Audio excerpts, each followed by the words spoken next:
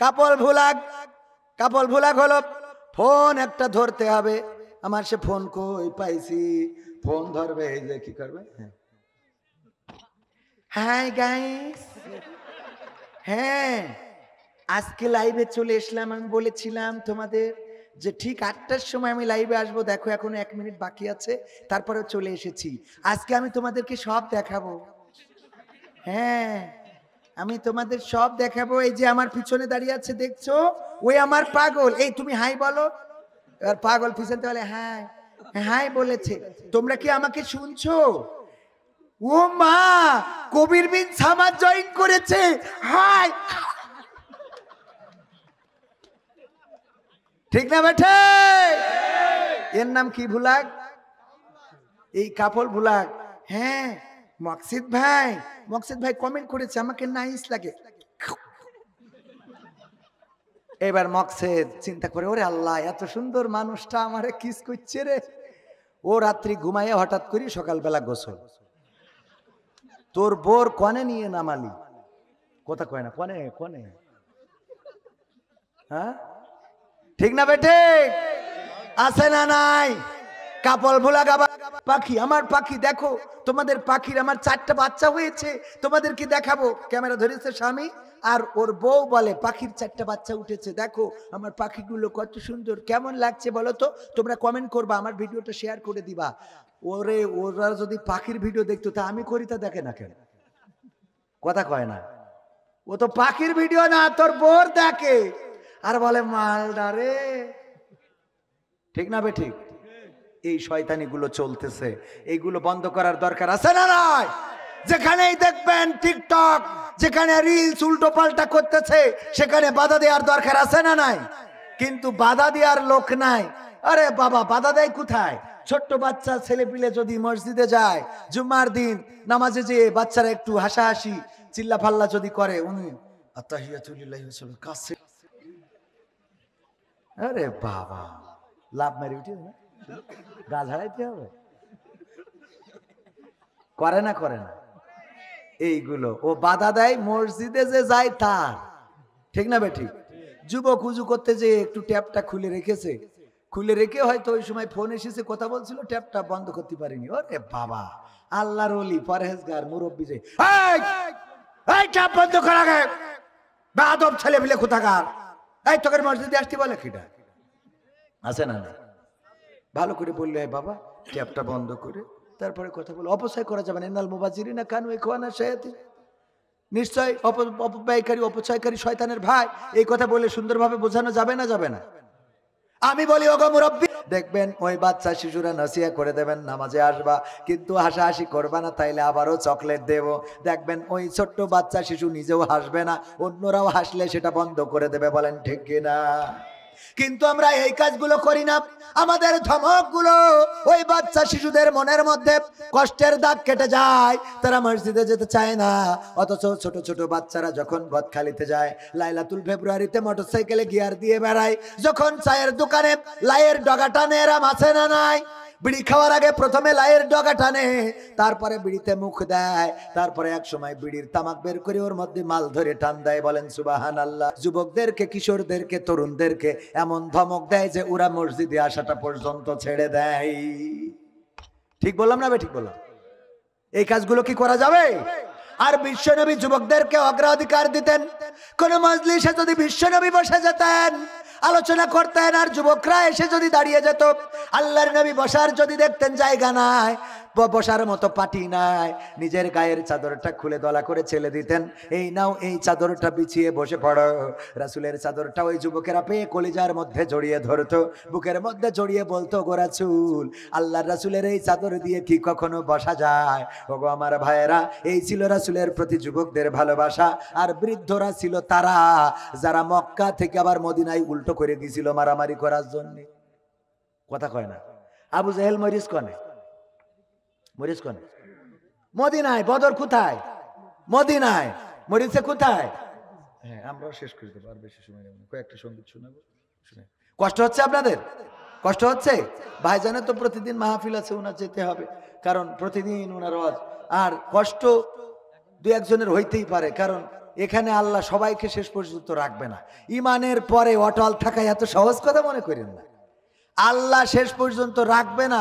আল্লাহ বলেছে ইয়া আইয়ুহাল্লাযীনা আমানু দুখুলু ফিস সিলমি কাফা ওয়া লা তাত্তাবিউ খুতুওয়াতিশ শাইতান ইন্নাহু লাকুম আদুউম মুবিন। আল্লাহ বলছেন ওগো ঈমানদারেরা ইসলামের মধ্যে পরিপূর্ণভাবে দাখিল হয়ে যাও, শয়তানের পদাঙ্ক অনুসরণ করো না, কারণ সে তোমাদের কি প্রকাশ্য শত্রু, দুশমন। এই মাহফিলে বসলে খুশি হন কে? খুশি হন কে? আল্লাহর নাম বলতে কষ্ট হয়, বলেন খুশি হন কে? আর এই মাহফিলে বসলে অখুশি হয় কে? তো যেই কয়টা উঠে যাবে ও কয়টা শয়তানের দুলে ভাই, শয়তানের ভাইরা ভাই, শয়তানের আপন লোক, শয়তানের খাস লোক, শয়তানের প্রেতাত্মা। কারণ এখানে বসে যদি উঠে যান খুশি হবে কিডা? আমি আমারই এত ধৈর্য নেই। শয়তানের যত ধৈর্য, ওই ধৈর্য আমার দিলে আমি 4টে বিয়ে করতে পারতাম। একটা বড় অঞ্জালাই সহ্য করতে পারেনি, কি আর 2টা চিনবে, বোঝেননি? শয়তানের ধৈর্য কেমন দেখেন।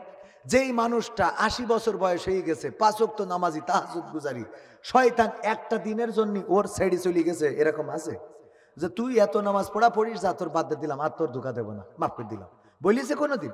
বরং ওই বুড়ো যদি ফেরিয়েছে কোনোভাবে মানুষের বেড়া ভাঙাইছে, সারা জীবন তাহাজ্জুদ পড়ে, হঠাৎ দেখো একজনের বোর ঘরে যেয়ে বসে দিয়েছে। এই আছে না নাই? ইমাম সাহেব সারা গ্রামের লোকের মসজিদে নামাজ পড়ায়। এই ইমামের শয়তান লেগে থেকে থেকে যে শয়তান তাড়ায়, যে দোয়া পড়ি শয়তান তাড়ায়, ওর পিছনে শয়তান লেগে থেকে থেকে ও প্রবাসীর বোর কাছে গিয়ে চকলেট চিংড়ি মাছ খাতি। ওই সময়ও শয়তান চেষ্টা করে যে নিজের পিসাব খাওয়ানো যায় কিনা, কথা কয় না। তার মানে তার ধৈর্যটা চিন্তা করতে পারেন আপনি। ঘুমিতে উঠার আগেও আপনার মাথার কাছে যে সিয়াদ না পাইছেন আজান দিয়ে শয়তান বলছে এখনো মেলা রায়, ও আপনার মাথার কাছে আগে, মা বাবা উঠতে পারেনি, কথা কয় না। চিন্তা করা যায় ওই শয়তান আপনি মনে করছেন এখানে নেই, ও তো কাঠি খালি চুল করছে, পিছনে নিচে বসে বসে খালি বলছে ও তার কতক্ষণ, আরে এত কথা শুনবে কিনা? আপনি এখানে কথা শোনার দরকার নেই, বসে থাকলেই সোয়া, বলেন সুবহানাল্লাহ। বসে থাকলে কি মসজিদে, আমাদের মসজিদে জাতি খুব কষ্ট লাগে। আরে বাবা ঘড়ি ধরে একদম জামাতের টাইম আর 1 মিনিট বাকি, অমনি দোকানতে উঠেতে দেবে দৌড়, উজু করবে তা কাইনেও ভেজবে না, মুখির এদিক টেদিক তো ভেজবেই না কোনো রকম, আর পা যদি ফাটা হয় তার মধ্যে তো পানি ঢোকেও না, উজু হয় না, দৌড় দেবে, জুতো খুলবে তো একটা হিন্দুস্তান একটা পাকিস্তান, ঠিক না বেঠিক? এই জুতো খুলে থুয়ে ইমাম সাহেব সিজদায় চলে গেছে, ও আবার নিজে নিজে রুকু করি নাই যে তুমি আমার আগে উঠে যাবা, কথা কয় না। নামাজ হবে? নিজে রুকু করলেন মানে নামাজ বরবাদ হয়ে গেল। আপনি যে অবস্থায় নামাজ পাবেন, অনেকে আবার আছে সিজদায় চলে গেলি উনি দাঁড়ায় দাঁড়ায় দাঁড়িয়ে শুনকে যে হুজুর উঠুক তারপরে ধরব। আমাদের গা জ্বলে না, কথা কয় না, জ্বলে তো। স্কুটি চালাচ্ছে, স্কুটি চালাচ্ছে ওই দেখে গা জ্বলে, অথচ যখন আমার বউ শ্যামনগর যাবে গাড়ি খুঁজে পাচ্ছে না, ইজি বাইক কি একটাই সিট আছে ইমাম সাহেবের পাশে, বৈশি যখন ঘষাঘষি করে তখন আর গা জ্বলে না, ঠিক না বেঠিক? অথচ স্কুটিতে চড়ে চলে যাচ্ছে গিয়ার দিয়ে।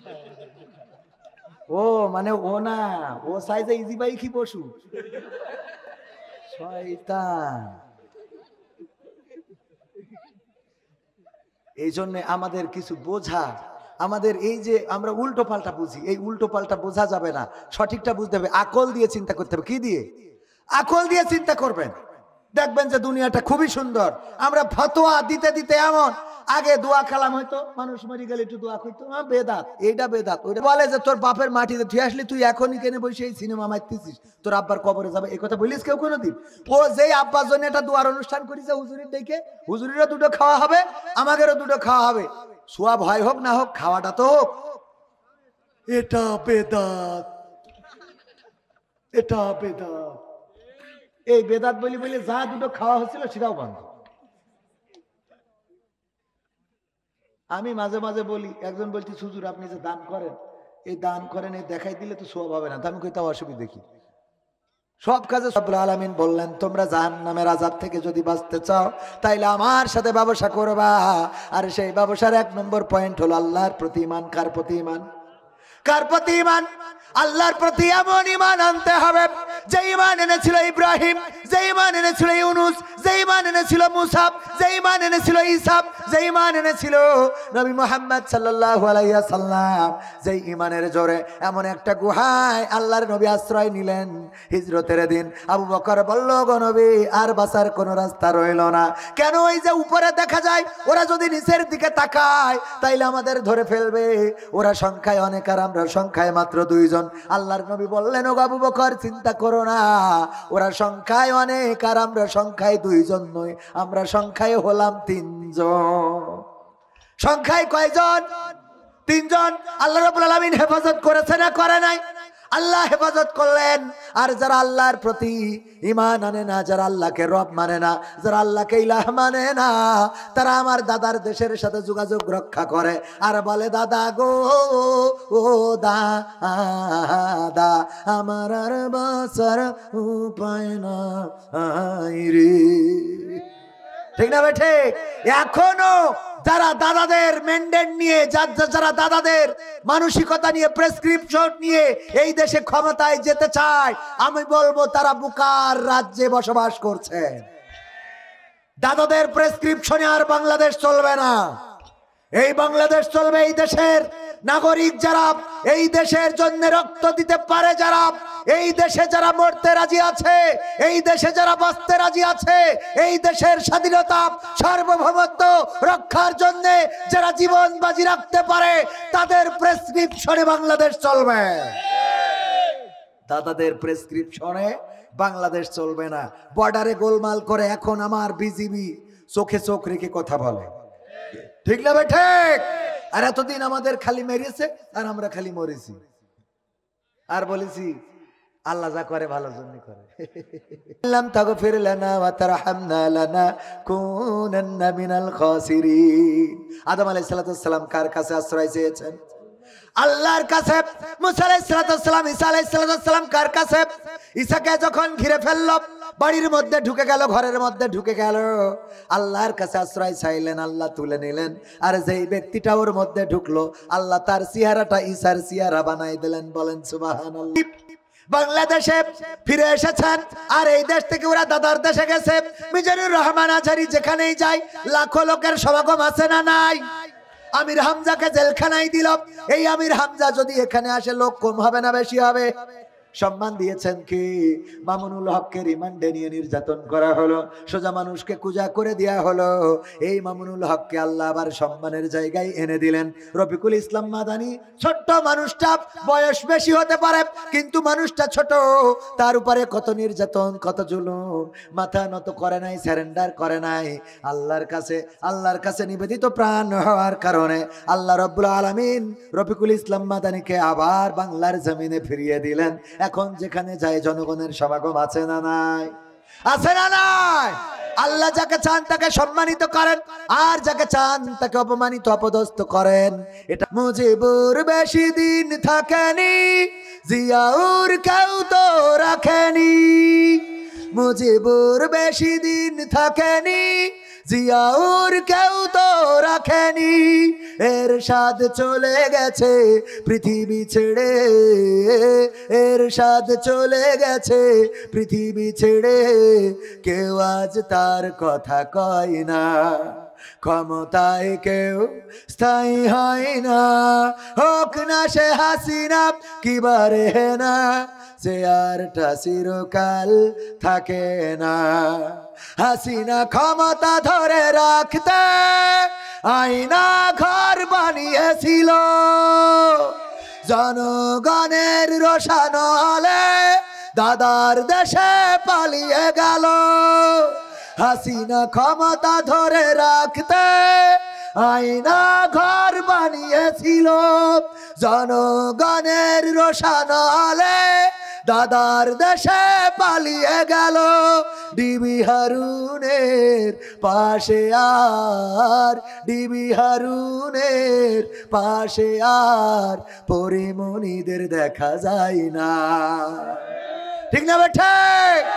ক্ষমতায় কেউ স্থায়ী হয় না, হোক না সে হাসিনা কিবারে না, চেয়ারটা চিরকাল থাকে না। থাকে চেয়ারের মালিককে, পাওয়ারের মালিক কে, জীবনের মালিক কে, মৌতের মালিক কে? সেই আল্লাহ যদি আমাদের সবকিছুর মালিক হয়, তাইলে আল্লাহর প্রতি নিবেদিত প্রাণ হতে হবে। আল্লাহর প্রতি যারা নিজেদেরকে সঁপে দিয়েছে, আল্লাহর কাছে যারা নিজেদেরকে সমর্পণ করেছে, তারা জেলে গেলেও হেসেছে, রিমান্ডে গেলেও হেসেছে, এমনকি ফাঁসির কাস্টে ঝোলার জন্য আব্দুল কাদের মোল্লা হাফিজাহুল্লাহ, আব্দুল কাদের মোল্লা রাহিমাহুল্লাহ, ওনার জল্লাদেরা বলল, যখন তিনি দৌড়ালেন মানুষটা ছোট, কিন্তু ফাঁসির কাস্টে যখন নিয়ে যাওয়া হচ্ছিল, তিনি আমাদের থেকে এত গতিতে হেঁটেছিলেন যে আমরা উনার সাথে হেঁটে পারি নাই। মতিউর রহমান নিজামী রাহিমাহুল্লাহ সন্তানকে ডাক দিয়ে বললেন, গো কলিজার টুকরা, বলো দেখি ফাঁসির কাস্টে ঝুলবো, লুঙ্গি পরে যাব নাকি পায়জামা পরে যাব? তুমি যেটা বলবা সেটা পরে যাব। আমার কবর দেওয়ার জন্য পাবনায় যাবে কে, সাথিয়ায় যাবে কে? আমার কবর দেওয়ার জন্য তোমরা যেও, কিন্তু তোমাদের মাকে সাথে করে নিও না, কারণ এই পথ তোমাদের মা যদি জার্নি করে অসুস্থ হয়ে পড়বে। মৃত্যুর আগে এমন স্বাভাবিক সাবলীল কথা শুধুমাত্র তারা বলতে পারে যারা নিজেদেরকে আল্লাহর কাছে সমর্পণ করে দিয়েছে। বলেন ঠিক কিনা? উদাহরণ দিতে যায় বলি, আমার ভাইজান গরু পালন করে। গরু কি পালন? গরু। এই গরু পালন করে, মাঠে খাওয়ার জন্য ছেড়ে দিয়ে রেখে এসেছে। আপনাদের শ্যামনগরের সাথে সুন্দরবন আছে না নাই? নদী পার হয়ে বাঘ চলে আসলো গরুকে ধরার জন্য। গরু তাড়াতাড়ি করে দৌড়ানি শুরু করে দিল, দৌড়ালো দৌড়ালো দৌড়ালো। পথিমধ্যে গরু চিন্তা করলো, বাঘের সাথে দৌড়াইয়ে তো পারা যাবে না, তাইলে কি করা যায়? পাশে থাকা নরম ক্ষেত কাদাওয়ালাই, যে এখানে কাদা ছিল না কাদা ছিল না এই জায়গায়, এই কাদার মধ্যে দিয়েছে লাফ। গরুকে ধরার জন্য বাঘও লাফ দিয়েছে। গরুর থেকে বাঘের গতি, দৌড়ের গতি বেশি ছিল না কম? বেশি থাকার কারণে গরু যেখানে লাফ। ভাই কি হইস মানে? এই গরু, তুই যদি আজকে কোনোভাবে আমি তোরে ধরে ফেলতাম, তাইলে কি করতাম? আমি তোরে খাইতাম, আমি তো বেঁচে থাকতাম, তুই মারা যাতিস, ঠিক আছে। তুই যদি দৌড় দিয়ে পালাইয়ে যাতিস, তাইলে তুইও বেঁচে যাতিস, আমিও বেঁচে যেতাম। কিন্তু এমন একটা কাজ করেছিস যে এখন তুইও মরবি, আমিও মরবো। তা বলছে, তা অসুবিধে কি? দেখো দিন অসুবিধা কি মানে? এই জন্যই তো তোর লোকে গরু বলে। আমার অসুবিধা হইও কাজ নেই। আমার কথা হলো যে এই বিপদের মধ্যে তুই জাবর কাটাস কোন মানে চিন্তামুক্ত হই, তো টেনশন হয় না কেন? জাবর কাটাস কেমন? গরু এটা একটা বিষয়। দেখবেন গরু জবাই করার জন্য একটা জবাই খুঁটি খুঁটি খুঁটি বিক্রি করা আছে, আর একটা বসে বসে জাবর কাটতে, ঠিক না ভাই? ঠিক। তো গরুর বলছিস তুই জাবর কাটাচ্ছিস, তো টেনশন হয় না কেন? গরু বলছে, ওগো বাঘ ভাই, আমি টেনশন করে করবো কি? আমি দুশ্চিন্তা করে করবো কি?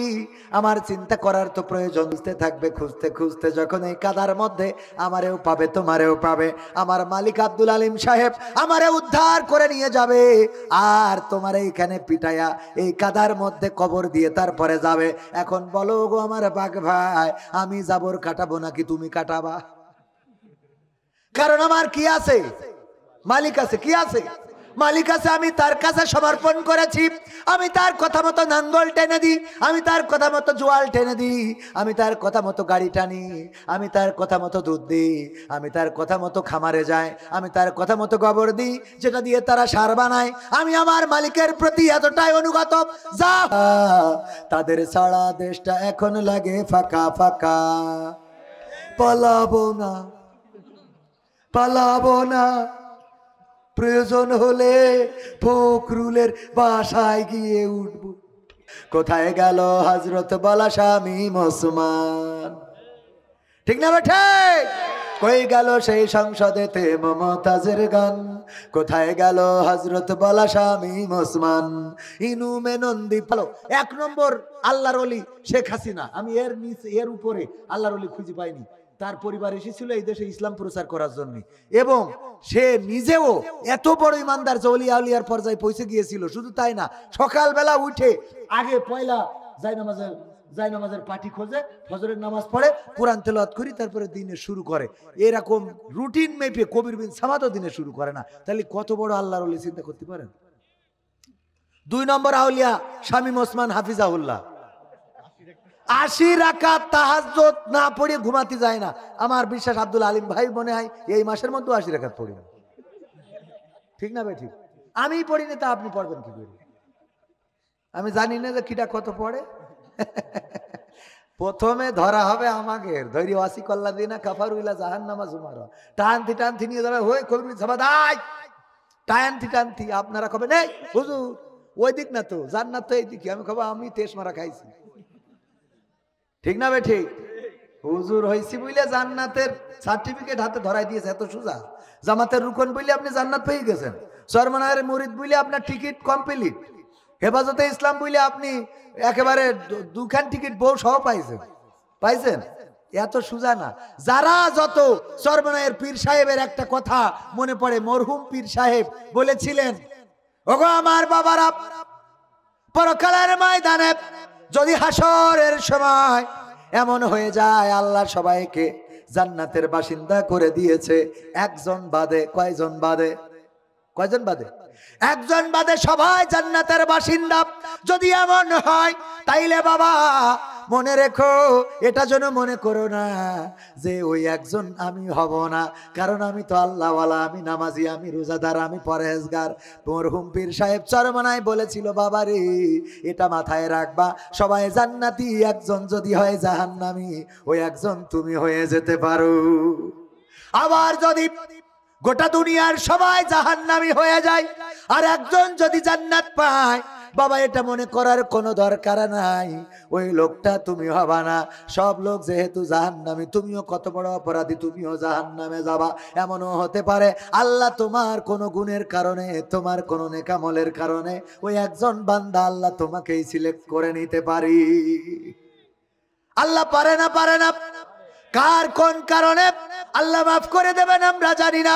এই যুবকেরা মাহফিলের আয়োজন করেছে, কোরআনের এই মাহফিল তাদের নাজাতের ওসিলা হয়ে যেতে পারে।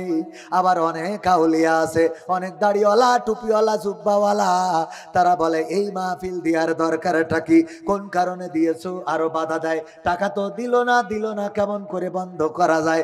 এই পরিকল্পনাকারী আল্লাহওয়ালাও হয়তো জাহান্নামের বাসিন্দা হইতে পারে না, পারে না। জান্নাতের মালিক কে?